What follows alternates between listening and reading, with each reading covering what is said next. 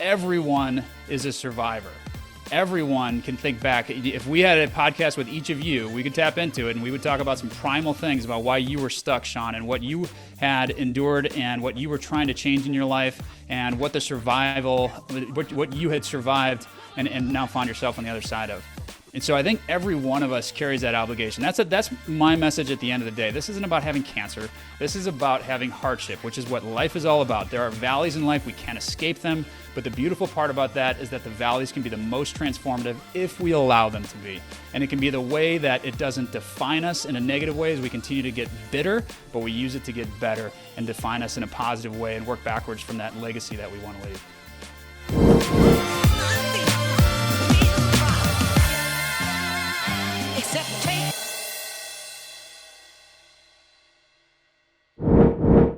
Welcome back, everyone, to another episode of the Few Podcast with me, Boo, and the business superstar, all-round great mentor, solid bloke, fantastic superhero, Sean Silk. G'day, Sean. Welcome back to another episode, mate. Great to see you again. Great to see you, mate. Thanks for that intro. It's almost like it sounds almost like a superhero intro. That's quite interesting for today's guest, of course. Oh well, let's notch it up, mate. We're going Mark II. We're going supersonic. We're going ballistic. 50,000 feet. We're going to look at the world in a new perspective and share some pretty amazing insights to someone who's highly accomplished in their own right, but also had to deal with probably some of the most challenging adversity a human and a patriarch or a father could go through. I think there's a lot in this one for us today, Sean. I mean, I think we can all do with a bit of perspective and resilience at the moment. This COVID thing just doesn't go away over here, does it? Absolutely. And it's going to be great to hear the story of overcoming that adversity, because I think some people look at their own paradigm and look at it and go, well, woe is me. There's all this stuff happening, and really, in the scheme of things, it's quite insignificant. And if we can change that perspective, it really changes our view. So, looking forward to today. Absolutely. Anyone is capable to do anything. So, with no further ado, he's made the effort to dial in from the US of A. Thanks so much for joining us today, Joel Neeb, or as I know him, Thor, the CEO of Afterburner. Mate, it's awesome to have you on the show. Welcome. Thanks, Boo. Really excited to be here. Great to connect with you as well, Sean, and I'm looking forward to the conversation. So what have you learned about people, business, and life in the last 18 months since that the first time you saw COVID on the news? Wow, that's a great question to kick off with. Let's unpack it a little bit from my perspective. Obviously the most disruptive 18 months in recent history for every person on a personal level, from a community perspective, and certainly from a business perspective. And I think that disruption is always painful, change is always painful, but it's where we get our most important lessons as well, right? In other words, it's from the disruption and from the change that we're able to see with more clarity the things that should be most important. And so for me, what that implies, the last 18 months of disruption have really allowed me to refocus on my family after being on the road 5 days a week and working exceptionally hard for an awesome company and an awesome mission, and then get to reinvest in my family and learn how to have some of those same outcomes from home, just like everyone had to on virtual teams, and really getting into the art of what's possible. And I think that everyone would agree that pre-pandemic, we never would have believed that 18 months into this, the world wouldn't have fallen apart and that the economies wouldn't have, just totally been destroyed by this much disruption. And yet here we are, relatively unscathed. I mean, certainly some fallout, and I don't want to diminish that, but relatively unscathed for an 18-month disruptive period. Absolutely. And particularly knowing I'm in a similar industry than you, all three of us are, where we generally, our business models were based on us getting up on stage in front of lots of people. How did you initially deal with that inability to bring people together and actually run your business, run the Afterburner business in a way that it normally ran? So coming out of 2019, it was the busiest year in our 24-year history.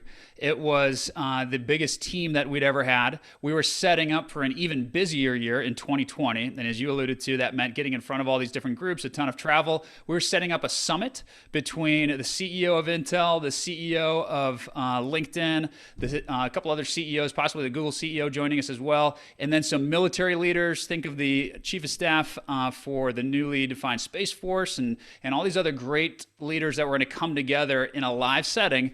And we were all excited about kicking this off in Q3 of 2020, had all these big plans. And of course, the pandemic changed everything. So right from the start, we just had to completely erase any sense of what we thought we were going to do that year, any sense of how we were going to make money, and any sense of how we were going to help customers. Because before that time, 96% of the time, we were in front of a customer in order to drive the value alignment and discipline execution that we needed to with those teams. So clearly that's I suppose the pragmatic response. That's what happened. But how did it feel when you realized that, holy crap, we've got to change this entire business model because it's just not going to work in this environment? Like, how did you actually feel about that yourself? And what did you do to move through that? And manage that within the team as well. Mm. It was really daunting, as you can imagine, because all of a sudden we had to think about, can the business and this business model even exist during this time period? And, at the time, we're all crossing our fingers and hoping that mid-July, this would all go away in 2020. And of course, that wasn't the case. And then when we started to see that this was going to last longer, we knew that we had to shift the business model for posterity and for the long term. And so very challenging and overwhelming as we're entering this and thinking about, all right, if we do shift the business model, what team members are still appropriate for this new world that we're entering, and what awesome team members are we going to have to say goodbye to along the way that we never imagined we would have to be, without this level of disruption? How do we set the mission and the team up for success? So there's a lot of question marks around the next steps forward, and none of it easy. I think what we fell back on as a positive and as a foundation is that there are some clear principles towards leading through chaos. And we called it wartime leadership, right? Certainly the members of my team know a lot about wartime leadership, and they have incredible stories of leading through the chaos and high stakes environment that war entails. And they knew that could be a superpower for our success and allow us to be more responsive and adaptive at this time than maybe some other groups. So on the one hand, we were as overwhelmed as everybody and as challenged as every other team, maybe more so, certainly more so because of our business model requiring in-person engagement. But on the other hand, we were optimistic about using our principles and our intellectual property and our experience from the past in order to weather this storm. Just want to unpack that a bit, Thor, because people underestimate, particularly in the business model that Afterburner has, is not only are you disrupted in terms of your business model, but the people that you employ and utilize with an aviation background. A lot of the team have jobs in airlines. There's a much deeper reach to the personal impact for them as well. And when you look at businesses that are mildly disrupted, maybe they had to go from selling in a storefront to selling online. I just want you to sort of unpack for people how you deal with it, because I don't think there are many businesses that are more disrupted than professional event services and aviation, and we're wrapped up in both. So what do you do? What's the mindset in terms of flicking a switch from this is bad to, oh, well, it is what it is, let's go? Great question. So for us, it was everything challenging that you just mentioned. As you alluded to, we had team members that are not only wrapped up in our industry of professional services and an in-person environment. And oh, by the way, that's the low-hanging fruit for the other groups that would be our customers, to pluck that off and say, we're not going to spend on that this year. We don't know where things are going. The easiest thing to remove is support from consultants at this point, and that totally devastated the consulting industry at that point in time. And then on top of that, we have team members that are deeply connected to the airline industry, because some of them are working in both Afterburner and then the airline industry as well. And then you add the third layer that these aren't just employees at Afterburner. These are team members that, some folks have gone to war together. This is a camaraderie. This is a kinship that goes well beyond being, fellow employees. And we're all used to being on elite teams and the calling that's required there, and sometimes not making that elite team. And so we all understand the stakes and what takes place when we need to revise the team, but it doesn't make it any easier. And certainly it makes it very difficult with people that we love and care about and have had multiple chapters of success with, now facing the end of working together. To answer your question about how we turn that corner, for us, it was by saying, all right, we can't change our circumstances. How can we use this as an opportunity and a foundation to reinvent everything that we do? How can we take our existing team and turn them into a new direction?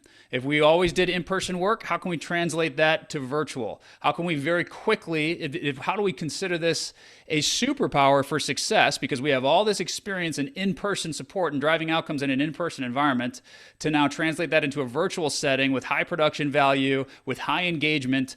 And then we said, why would this possibly be the most advantageous time for us to be Afterburner and us to have the experience that we have? And we decided that, quite simply, if we could just harness all the things that made us successful in an in-person engagement, translate that into a digital environment, do that quicker than the competitors, then we could find ourselves sitting in a very positive side of this when it's post-pandemic right now, as we're exiting all the challenges of the last 18 months. So when you had that, when you guys were thinking about, okay, this change we're going to make, and this is, I think, a mistake a lot of business owners and people make in these types of situations is, right, what we're going to do is we're going to get a Band-Aid and we're going to change our model to something, put a Band-Aid on it for a while, and then we're just going to go back to normal, right? How did you guys approach that, and what is your new normal going forward? Great question. So I would say if I were to debrief us on something to do differently from the last 18 months, we didn't consider the long-term nature of this. And I don't think anybody really did. There's an expectation. I remember I said in front of the team back in March of 2020, I said that there's a rumor coming from our friends at the Pentagon that we're closing down businesses and we're closing down restaurants and really effectively closing down cities, metropolises for 2 weeks. And the team gasped and they said, no way could we shut things down for 2 weeks, and that's got to be wrong. And so there's this strong sense of this, we can't really be going through this. And if we are, it's going to end in a month or maybe two.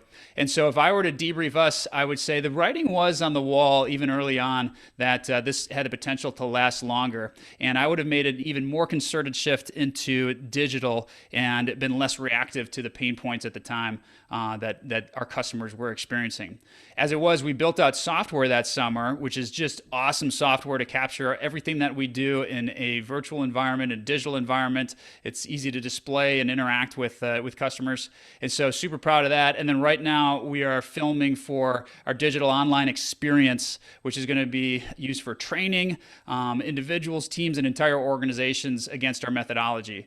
And once again, all of this from a positive perspective came about because we were forced to think about things differently because of the disruption of the pandemic.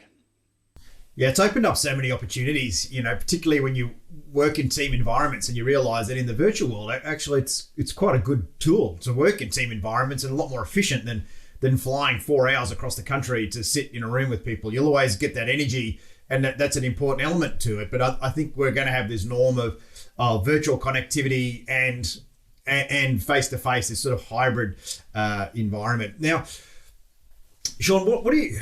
I mean, mate, you've been pretty much counselling businesses for the last 18 months through this, right? So, what do you reckon are some of the major issues that you've observed and dealt with? And Thor might be able to give us a few tips for those businesses on how to just flick the switch and change the mindset. Well, what I've seen first and foremost is the biggest one is that mindset. If you get into a mindset of desperation or panic or denial, that's going to hurt you the most. That's what I've seen with the clients that I work with in the Circle group. And we actually had our event March last year, right when COVID was happening. If it was a week later, we would have had to cancel it because they would have been shut down. If it was a week earlier, it wouldn't have been relevant. And I was up till 1:30, 2 o'clock each morning, changing the content for the next day from what I was hearing from my members, the fear, the concern, and what I was researching and stuff as well. And I came up with a frame which was, to be realistic but optimistic, and we really pushed that at the event. That yep, it sucks. That's how it is.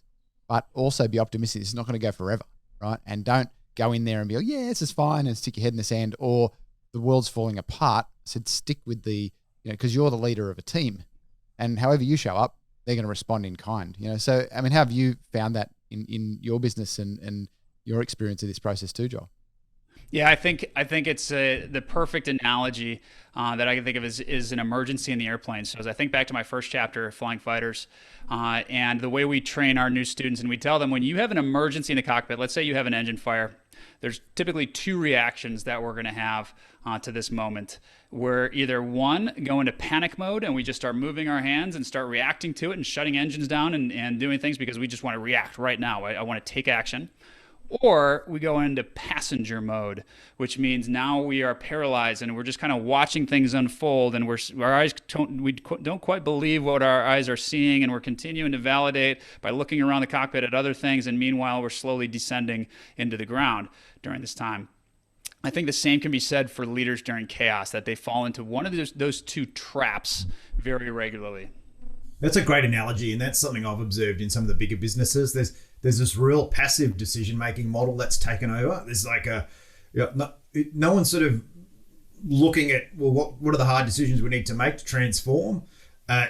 There's just this kind of neutrality that pervades everywhere. Now, obviously, that analogy is a great one, but in your personal life, you've had your own version of some pretty serious firelights. Your son was quite ill, and you took him to the hospital, and at a very young age, and he was diagnosed with cancer.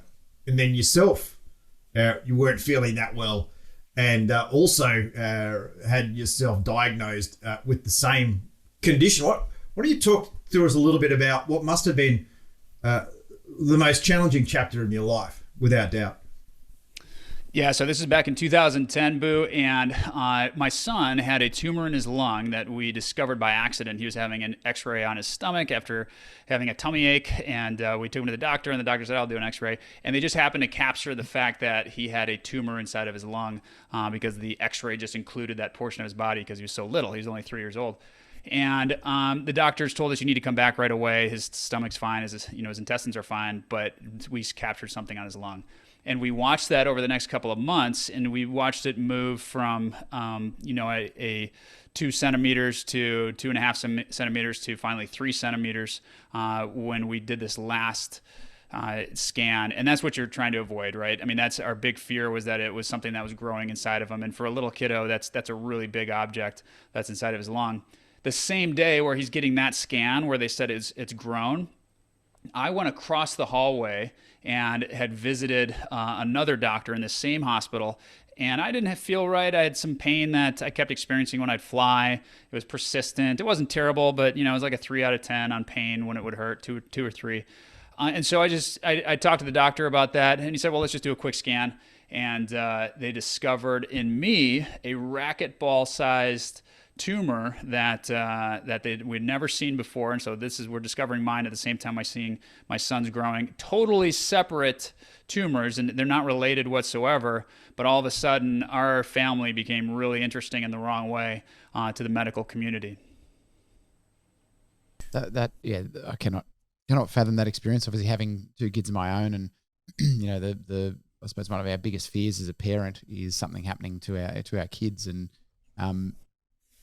I mean, for you to go through something like that yourself, you take it on. You've obviously got to deal with it, deal with your own situation, your own mortality, all that sort of stuff. But where did you find the strength or resilience? And I'm sure it wasn't there all the time, to go through that yourself, but also to be there for your son. Like, it's just and your family and your family, wife yeah. And I mean, you must have had some pretty heavy conversations during that time. Very heavy conversations, very heavy thoughts at night. And to be honest, I didn't handle it really well. A lot of people would say, well, you're a fighter pilot. You had 10 years under your belt of operating in a very complex, high-stakes environment already. You're prepared for this. And maybe to an extent I was, but I didn't feel like I was, certainly nothing could prepare you for this. And I was just kind of a zombie every day. I would spend all night imagining the horrific futures that lay in front of my life and in front of my son, and wondering, our family going to be 50% less a year from now? And then I would wait for the morning and just kind of pray for daylight so I could stop going through this. And then daylight would occur and I'd be exhausted because I didn't sleep. And now I'm yearning for the night again, and the whole process would start over. And so it was just debilitating, and just the biggest nightmare that you could ever be living. That's what I always tell folks, that as I was there, cancer patients will sometimes say they like the moment when they wake up from sleep, because in that moment between dreamland and being awake, they don't have cancer anymore. And it was all a bad dream, and this didn't really happen, and everything's back to normal for that split second every single day. They just love that fraction of a moment where they don't have cancer, and their mind truly believes that. It's all just a dream. For me, that was the worst part of the day, because I would wake up and I'd have the same sentiment. I would say, "Oh my gosh, what a horrible nightmare! I thought I had cancer, and I thought my son had a tumor, and but wait a second." I think I remember going to the doctor yesterday. I can picture everything, and I remember the doctor's name, and I remember the test they did, and oh my gosh, I have cancer. And so I didn't enjoy that moment of not having it, because it was quickly followed by the horror of everything that I was living through. So I wasn't waking up from a nightmare. I was waking up to a nightmare, and that was it was like getting the news all over again every single day. And it was a fairly advanced stage of cancer too, wasn't it? It had been there for a while. It wasn't like a routine screening, and there's a little bit of cancer here. This was serious stuff. Right. Mine was very advanced, stage 4. It already spread to other organs, spread to other lymph nodes. And when we finally figured out what the type of cancer was, my prognosis was very poor. They told me expect to live about 18 months, and you have a 15% chance to live 5 years. Forget about being cured, and this is just going to be the challenge you endure from this point forward. And obviously that was 11 years ago, and I have been cured since then, but I was not looking at that as an outcome at the time. Okay, so let's just take that into consideration. So they said 15% chance, right?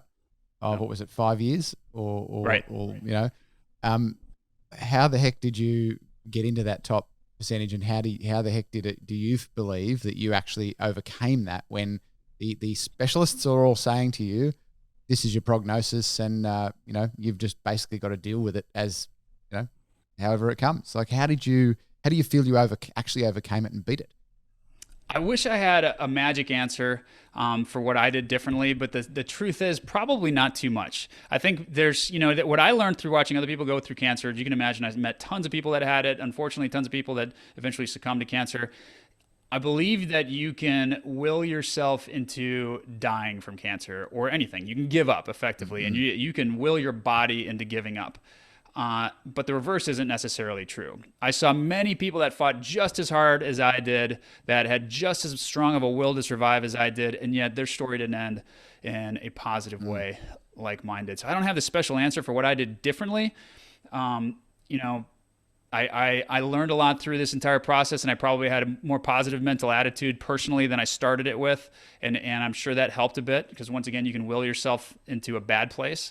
But I don't know why I survived, and that was part of what my epiphany was on the other side of this, as I tried to figure out why I survived. How long was that period, and how was your son's treatment and going into remission as well? Was it fairly similar time frames, or how big a chunk of life was this for you? So for my sons, it was very short, thankfully. And what it consisted of is surgery to remove a lobe of his lung. So they removed most of his left lung, and then they sewed him back up, and they of course dissected the tumor at this point, and they said it's a precancerous tumor, it's a big one, and it was becoming cancer, and you would have had that. We were really lucky to catch it. So great news for a young kiddo. He still has the growing capacity for his other lobe to increase and fill that space. If we were to have that done, we would just lose that lung capacity forever, but not so for a child who's 3 years old, so he has that benefit. So his story was just about recovery at that point from, about 3 months into it onward. For me, and I couldn't be happier for my son, and I said, if we have to trade my life for his, okay. But I was still facing down death. For all practical purposes, I was still on my deathbed from that point forward for about the next 2 years. And what do you learn from that? I mean, what happens? What's the feeling like when you get that information that you're in proper remission now? What goes through your mind? I mean, you must live multiple lifetimes of thought tracks in that 2 year period. I mean, you just must deconstruct.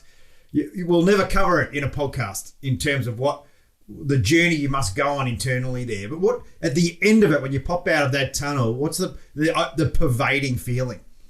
You sure do. You go through so much introspection and reviewing your life, because at this point, that's all you expect your life to be. So you're really looking at your legacy. Imagine everything up until this point is your legacy, and that's it. You don't have another shot at it. And so that's what I was considering at that point and what I was leaving behind. And for me, it was a great quote that the dying have the most to teach us about life. And I think that's really true, because when all the noise of life is stripped away, what we're left with as we're just surviving is what matters most, right? And it's what should have mattered most all along, but we only have little glimpses into that clarity. And I remember thinking during that 2 year period, I'm getting a glimpse. I'm getting a glimpse into clarity that, gee, I sure wish I had pre-cancer. And if I ever get a second chance, I'm going to share this with the world, because this is something that's so powerful and compelling and transformative for me that I'm going to tell other people about it. And I made a deal with God at the time. I said, I'm going to write a book if I get through this and just share all my lessons from this time period. If I don't make it through this, I'm not going to write a book, because I want to spend that time with my family. But that was the deal that I made.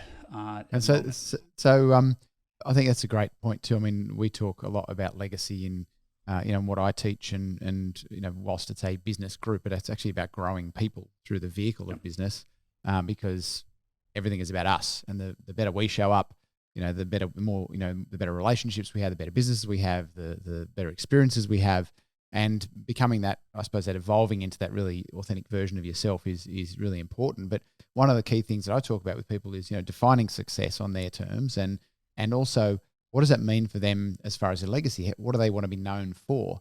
Not what do they want to have. It's more about who do they want to become, so that people understand who they were when they were alive and when they're not here anymore. And it's such a thing, as you said, that people don't really take any, they have no awareness of it. They just ignore it. And it's like we live in denial that at some point this sort of thing could happen to us, and we may not be the person that actually survives. We could fight as hard as we possibly can and still not survive.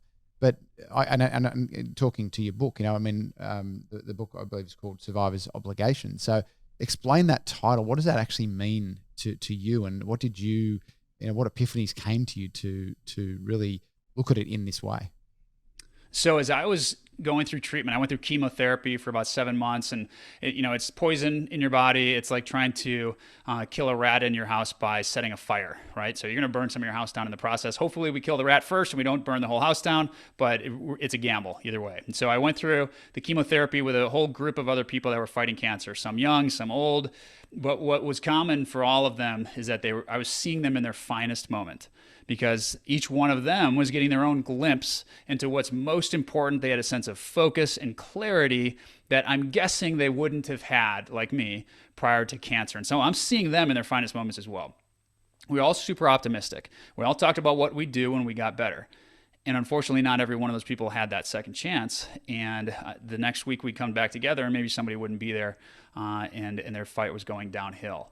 And so that, of course, really struck me as I'm watching this take place. And now when I get the news that cancer's, for all practical purposes, behind me, most likely, I had to consider what that meant for me going forward. And there's something called survivor's guilt or survivor's remorse, which is a psychological phenomenon where you actually feel guilty or you feel depressed because you survived and others didn't. Why should I get to survive? What's special about me? These other people were amazing. And as opposed to being happy about it, you actually find yourself more depressed afterwards. But I didn't have that. I didn't have any semblance to survivor's guilt or remorse. I was so ecstatic I was getting a second chance. I was so ecstatic that I got good news that it was just the furthest thing from me. But I knew I had something unique. It wasn't guilt, but it was a sense of obligation that I was living the second chance that every one of those people would have given anything to have. And I got it. What was I going to do with it? As a survivor, that was my obligation to figure out and live up to what we said we were going to do in that chemo room. And I had to decide for myself, what did that mean? How, heaven forbid this cancer just be a blip in my life and I go right back to how I was living before. Not that I was living, a terrible lifestyle or anything beforehand, but I knew it needed to be different. And I knew I needed to live my life based off of a long-term vision for what I wanted to be and what I wanted to be known as and what I wanted to, more importantly, leave in other people throughout the rest of my life. What is that? If you're happy to share, what is that? What did you? So I had a couple of epiphanies.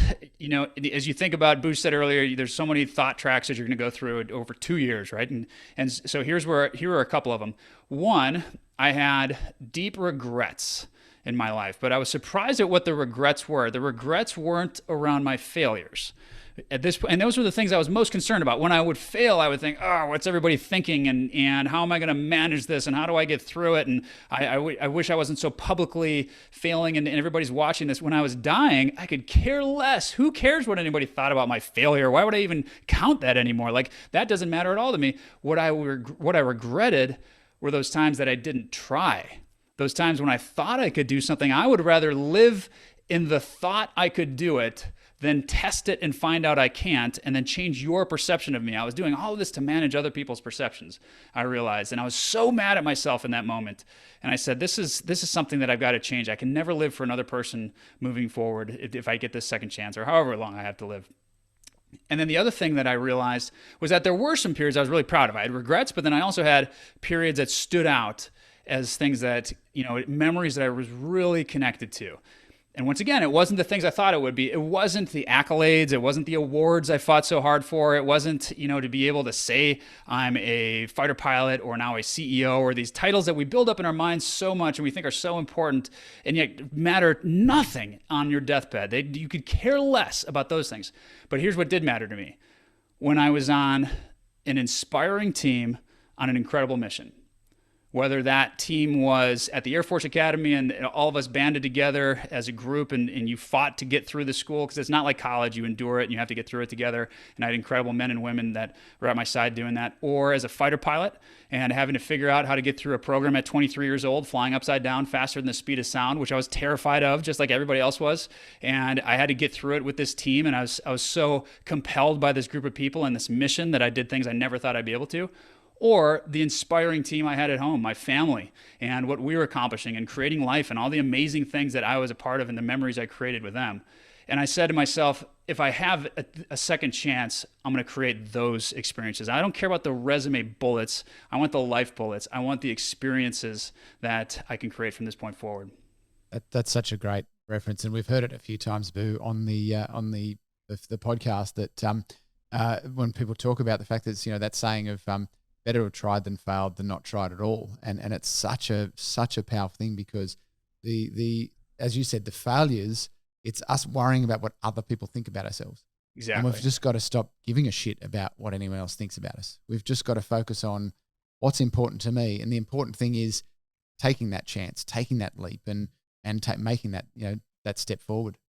I think I see it in my kids when they have the fear of trying something new or pushing themselves, and it is such a human trait that we really do need to train ourselves out of it. And you had an epiphany, Thor, obviously, which was that moment. I think being in the military obviously helps you a lot there, because it deliberately tests you to your limits and pushes and pushes and pushes you till you learn. But that's key. Something I'm really interested to just explore there is the sustainability of that epiphany, because humans normalize to their environment, right? So, and you would see it on the back of your event, Sean. You see it on the back of events, and people get so excited to have these moments, and then it's like back down to that low bar, and You're available for your family. You're the CEO of a company that spans the world. You're on the road all the time. You made it into Ninja Warrior. You're fit. You're healthy. Yeah, I was reading a study that's been done over the last 20 years about high performers, and they tested 638,000 people, and they said the average high performer can deliver 400% more than anyone else. So for me, you can effectively live 4 lifetimes if you approach life the right way. And when you look at your life, you are living multiple normal lives at once. How do you do it? Do you have to go through some cognitive process in the morning? Is it about momentum? What is it that allows you to squeeze so much into every day? So it's an important question because it's very easy to fall back into old habit patterns. Even with 2 years of enduring this period and everything that comes along with a valley in life and thinking like I'm going to be changed forever, it's very easy to get back into traffic jams and be angry again and let the little things in life tug at you the way they did before this trial. And you always said, I'm never going to sweat the small stuff again. I'm never going to worry about the little things. But you do. You go back into a normal mindset just like everyone else. You said it right. You normalize. So it's an active choice I make every single day that I'm going to earn this day. This day was not promised to me. I think about it every day, multiple times a day. And the way I frame it in my mind is that this is all really a fever dream. Like I'm not really talking to you. This isn't really taking place. I'm in a hospital somewhere, and the real me is taking his last breaths. And the real story that would most likely to play out is the fact that it didn't go well, and that I'm dying of cancer, and that I'm facing all these things down. And this is my brain giving me one last glimpse into a different life and a different chapter, and I'm literally living out my dream every single day. And I have that conversation internally with my head and remind myself that I shouldn't be existing this way based on probability. And it's helpful for me to not fall back into those old behavior patterns. We have a saying at Afterburner, earn the day. We say it every day as we kick off our meetings. I carry around a piece of paper that says earn it. I carried it on the Ironman triathlon that I went down to New Zealand and competed in, and I'd never run a marathon or a triathlon, and I was a terrible swimmer. I trained for this for a year on the 5-year anniversary of getting cancer. No business doing it. I was terribly afraid of it. I knew there was a strong chance I would fail publicly after saying I was going to do this, but who cares? Now I'm on the other side of cancer. I got to live up to this. And I carried a piece of paper starting on that day that said earn it, to remind me that this is the second chance that others didn't get, and I should every single day seek to earn and live the opportunity that they would have. So I guess that's great advice for people that haven't experienced what you've experienced, is to actually listen to the message there. That earn the day. Make sure you're earning what's coming, not just floating along in the current in the river. Is actually taking responsibility for what outcomes you want to achieve. What your relationships want to be like, what you want your business to be like, what your actual experience is. Because I think people, as you said, when you get caught in the traffic jams and people whinge about, I hate this traffic, it's like, yeah, but hang on, you are the traffic. So you don't know traffic jams, complaining you about it. You live in Queensland on the beach. You're like Florida without traffic. So I'm not sure we can connect on. I lived in Sydney for like 40 something years, so I do understand traffic. But the point is that when people get stuck in these frames, that they complain about the traffic, but the thing is, you are the traffic, and if you're not there in the traffic anymore, the traffic doesn't matter. And one of the decisions why I nicked off for 3 years ago for a year around Australia in a caravan was to actually get out of that, was to get out of the traffic, because I needed to change something. I needed to change my viewpoint. I'd never had a four-wheel drive, never had a caravan, never done anything like that. There's a certain irony about going on a car trip to escape traffic, mate. But when you're in Australia's a very big place. I can tell you there'll be times where you drive for 40 minutes or more and not see one car, and you're doing 100 k's an hour down the highway. It's insane. But as soon as you get out of the city, it's not a problem. But the thing is that it was about changing something. I really needed to rattle my cage. Now, some people don't. Some people could make more subtle changes and find that. But for me, I found myself kind of feeling stuck in the traffic and stuck in that momentum of the decisions I'd made in the past. So I had to create my own, I suppose, moment of really shifting my perspective on things. And I think that whatever that is for the individual, Boo's, yours was different to mine, and obviously Joel's, yours was different again. All of those things, I believe, will have that similar impact to be able to get you to reevaluate what am I doing? Why am I here? And is what I'm doing actually, am I floating along, or am I actually, powering along and swimming in the direction I want to swim? I think that's such an important point, Sean, because sometimes people listen to my story and they think I'm going to get some lessons from somebody who had a near-death experience, and it's a little bit outside of my life experience, and so I'm just going to listen and maybe glean something from it. I would challenge that in a big way. I have a dramatic story that is interesting because it's full of twists and turns like a Hollywood movie, but I'm not unique. In other words, everyone is a survivor. Everyone can think back. If we had a podcast with each of you, we could tap into it and we would talk about some primal things about why you were stuck, Sean, and what you had endured and what you were trying to change in your life, and what what you had survived and now found yourself on the other side of. And so I think every one of us carries that obligation. That's my message at the end of the day. This isn't about having cancer. This is about having hardship, which is what life is all about. There are valleys in life. We can't escape them. But the beautiful part about that is that the valleys can be the most transformative if we allow them to be. And it can be the way that it doesn't define us in a negative way as we continue to get bitter, but we use it to get better and define us in a positive way and work backwards from that legacy that we want to leave. So tell us a bit about what it was like growing up, mate. Like, what was it about do you feel there's elements of your childhood or what was the motivator to become a fighter pilot in the first instance? And obviously we have a parallel in our lives in that we're still in service to that role today. So it's a huge part of your life has been defined by being in the cockpit of that aircraft and the skills that you have beyond the stick and throttle. What was it about growing up that set you on this pathway? So nothing that consequential. In other words, there's not like a pivotal moment in my life where I knew I wanted to be a fighter pilot. I think what it is for me, much like most people, is that there was just a calling for something more. And it sometimes it's called the hero's journey, right? It's there's a great book by Joseph Campbell called The Hero of a Thousand Faces. And it's all about how throughout history, there's a call to be something more that each of us gets, the call to adventure. And the adventure doesn't have to be a fighter pilot. It can be in art. It can be in relationships. It can be, diving into the human mind. But whatever it is, it's getting outside of your comfort zone and reinventing yourself in a new way that's exciting and connects to your passions and connects to you at your core. And so for me, being a fighter pilot was one of those things. And I like to tell people that being a fighter pilot was just a chapter of my life. It's not the book. I'm not defined by being a fighter pilot. I hope I'm never defined by any one thing. I want to reinvent myself and have 10 chapters in my life, God willing that I live that long to be able to do that. But it's always about escaping my comfort zone and figuring out how to connect my next chapter and the thing I want to do with doing the things that I'm afraid of.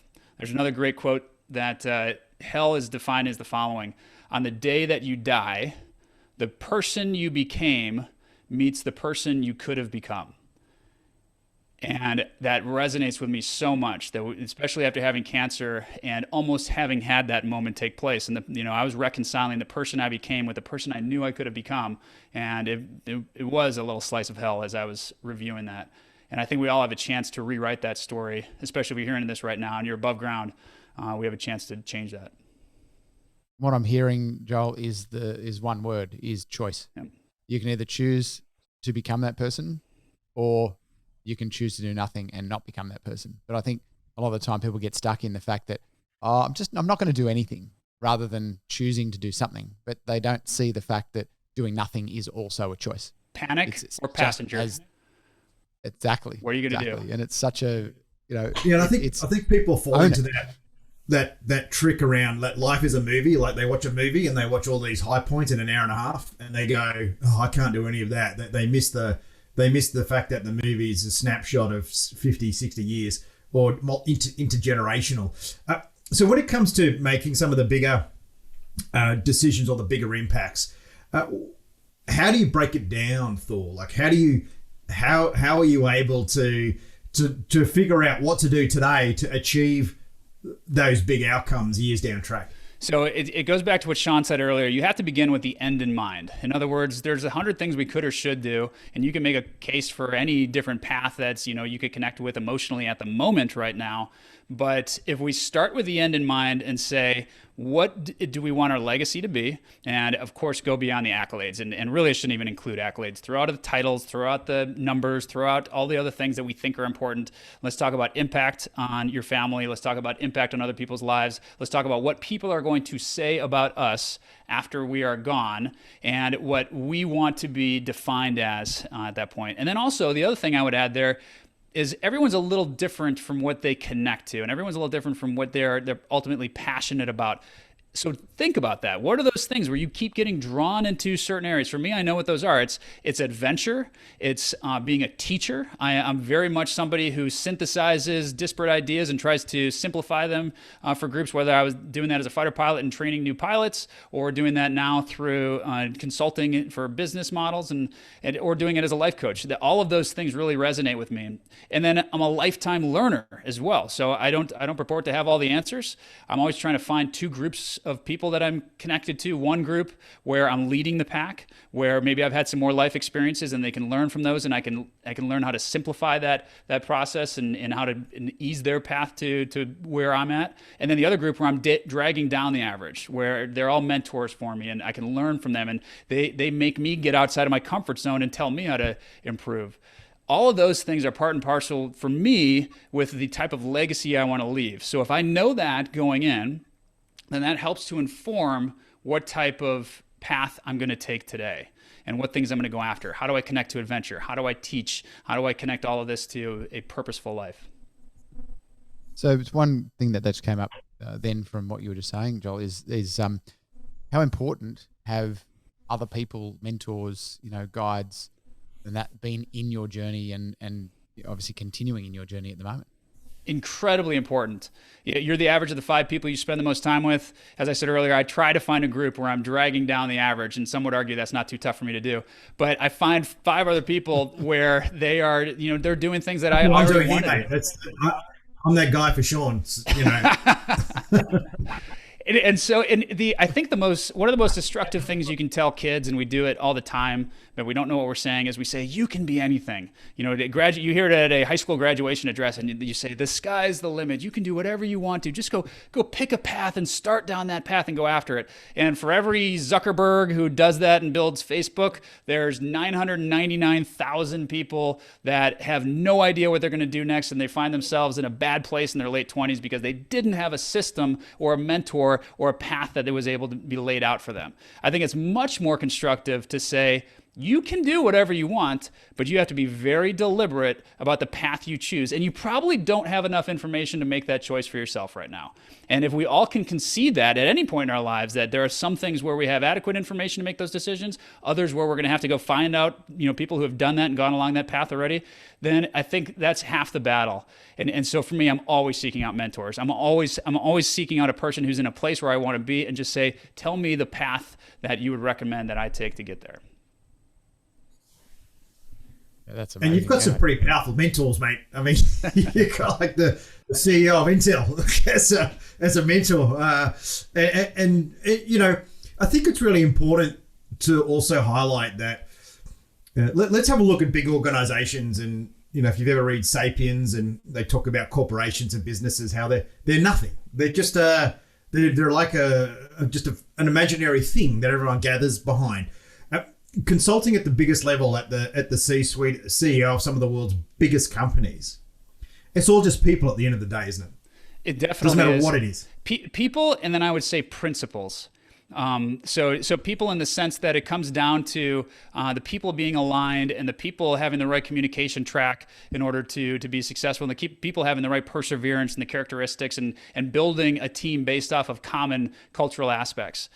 But then it's also the principles to guide them. And that's where the consulting comes into play. How can we help instill time-honored principles that help to navigate chaos, whether that comes from a battlefield, and people study Sun Tzu from thousands of years ago to understand how he was successful navigating the chaotic, complex environment that he came from. And we do the same thing today as we look at the battlefield and translate those lessons into the boardroom. It's amazing, isn't it? What do you think? I'm just going to keep throwing stuff at you, mate, because I know some of the things that you've observed through the Afterburner stuff.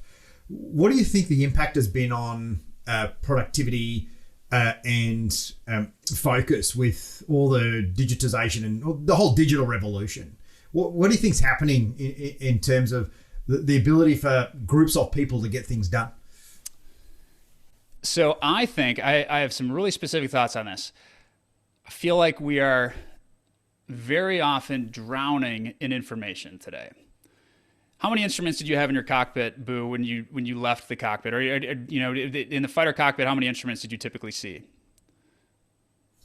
Oh, there's really 7 key instruments. How they're displayed is kind of different, and there's always the art of great fighter jet design is making that as simple to tell you as much as possible with the least amount of stimulation. Right. And you got to the point that I was going to get to, because right before that, we had 300 instruments in the cockpit. We had 350 things to look at when I went through, and each, a switch, a gauge, and half of them I didn't even know what they did by the end because we just never used them.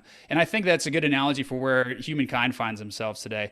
50 years ago, we weren't drowning in information. And this is the information age, but it's not the knowledge age. It's not the wisdom age, right? We talk about having access to all that information. So I think it's an incredible tool to have a magic device in each of our pockets right now that can answer just about any question we could ask it. The fact that I think we missed that fact that there's a phone that we can ask, go type in Google any question that we want. We're going to get a reasonably good answer from it. And it wasn't so long ago we didn't have that. But are we any better off or wiser as a people because of it? I think what it's highlighting is, while it's great to have access to all that information, it's how we arrange it in our cockpit. It's how we arrange it in front of our teams. It's how we arrange it in our own heads mentally. And that the new generation of aircraft, to continue this analogy, they went from 350 instruments. If you get into an F-22 or an F-35, they're going to only display like 5 at a time. It's just blank canvas. And nothing's going to show up unless it's out of limits or they know that this is the important thing to look at. And so it's not about having all this information. It's about assessing and discerning what's the right information to put in front of my team. And I think that's the most insightful thing when you come with a background as a fighter pilot, but also just in aviation, is you really understand the importance of distilled quality information and context to make a decision.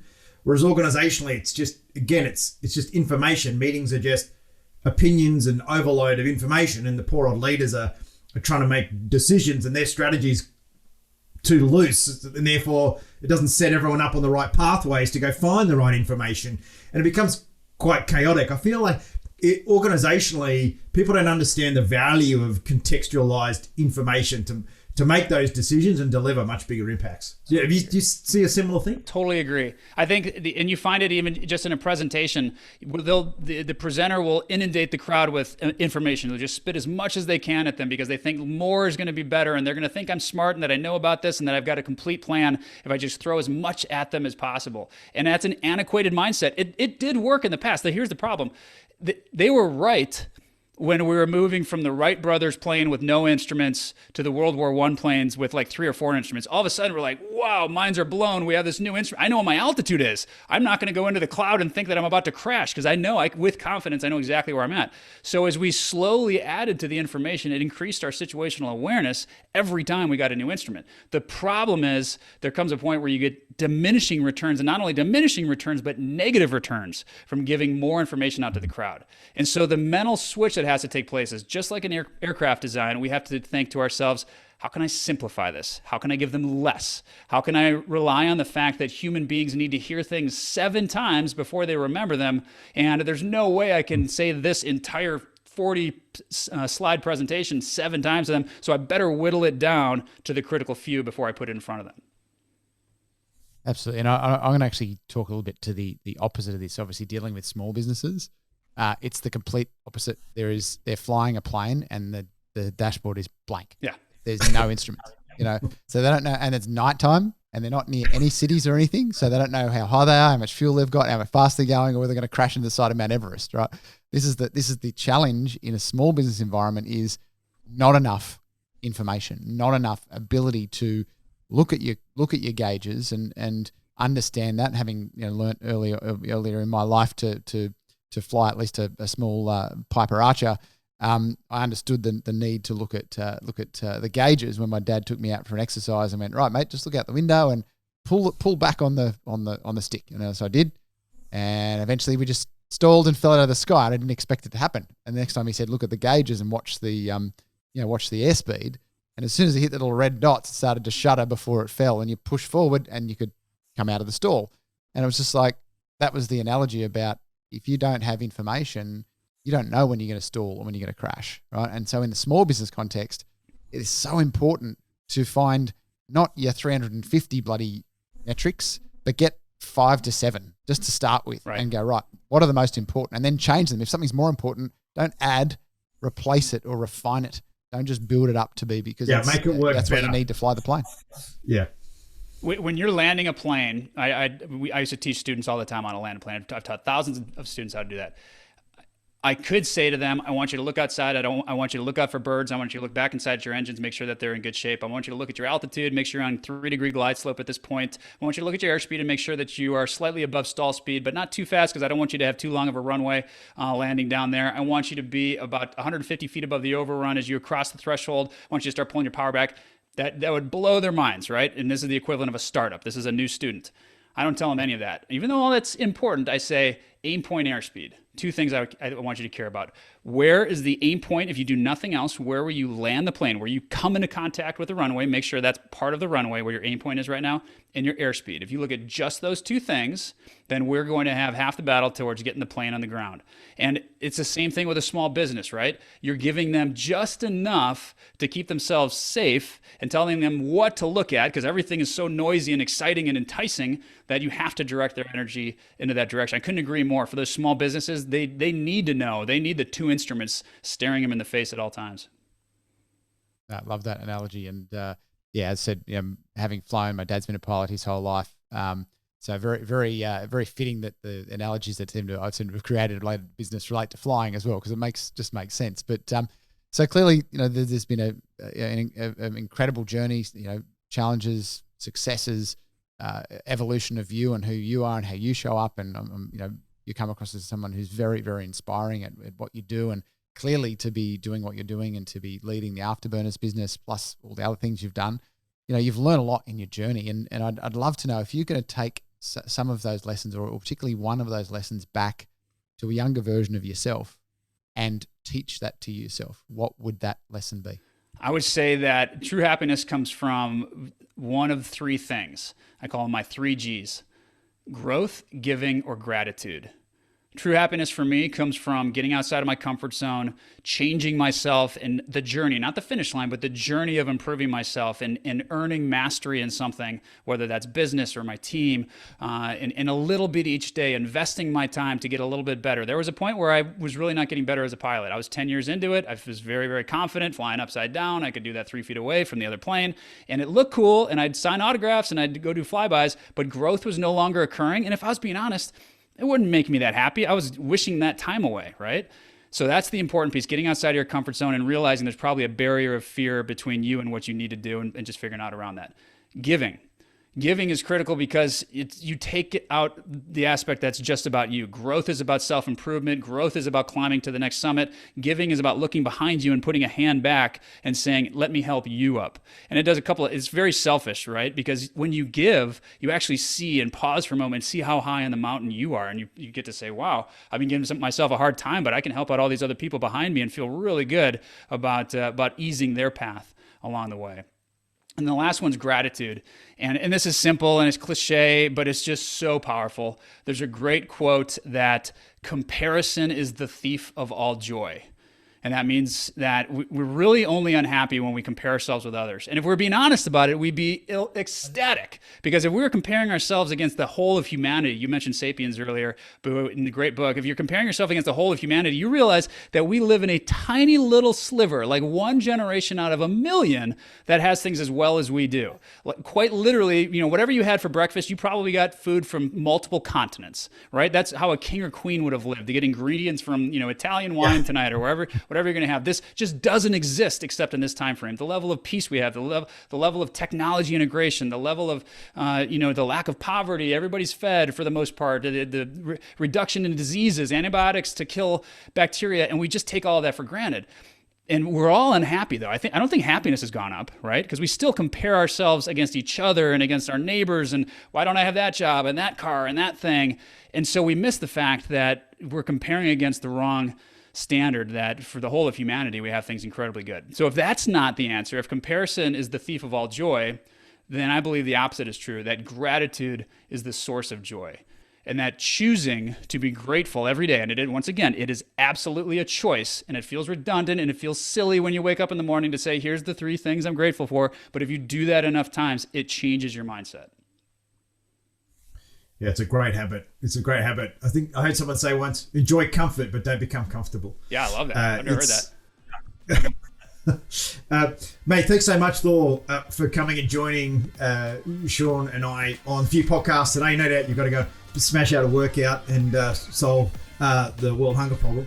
But no, it's been really inspiring, mate. I know exactly where you're coming from. I couldn't even connect with what it must have been like, your journey from a cancer survivor and what it means to be to fulfill the obligation as a survivor. So thanks so much for coming on the show. And that wraps up another episode of The Few. Thank you to our partners, Afterburner, for team building, development and alignment. We understand now how important it is to have the right people around you. Get them on board with where you want to go. Momentum Media, the largest industry publisher in the country, connecting your business to the Australian community. ICMI, Australia's premier speaker bureau, representing the few that do fulfill their life's purpose.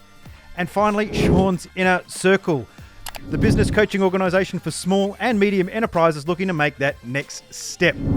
Thanks again for listening in and downloading today. Please leave a review on whatever platform you are currently listening to this podcast, and reach out to our partners who can help you make the transition to the few. Really appreciate it, Joel. Boone, Sean, great chatting with you. This is awesome.